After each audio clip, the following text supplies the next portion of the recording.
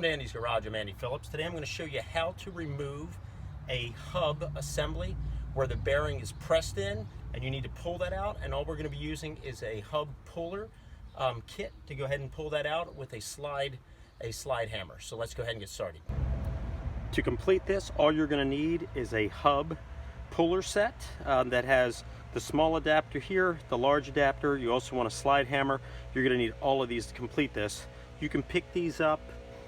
I think this one here I got for less than 50 bucks online. I'll put the price on there, but you can get these Harbor Freight automotive stores. Some of them are more expensive, but at the end of the day, all you really need is just the adapter that'll fit your vehicle, your lug nut pattern, and then you need a slide hammer. These are definitely highly recommended to do this job.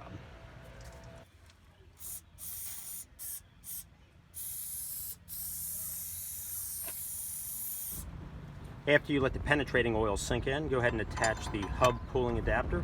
Depending on your vehicle, there's different sizes. You can rent these at automotive stores like Advance or AutoZone, or you can buy them online. I have a kit that I bought. I'll put the price along the bottom.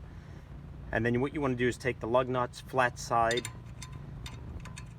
and tighten them right up against the actual plate. Get one down here as well.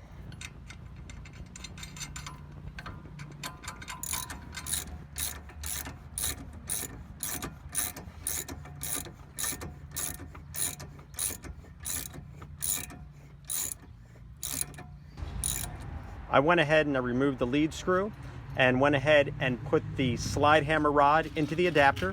Went ahead and make sure that you always tighten that with the nut. That way it's nice and secure on here. And then now that we have this all set up properly, let's go ahead and connect this to the lug nuts on the hub so we can start using the slide hammer to bang it out. So here's what it looks like all together. We have the slide hammer screwed into the adapter. The adapter is then mounted onto the hub itself. Everything is secure. We can start sliding that slide hammer and banging the hub to pull it out.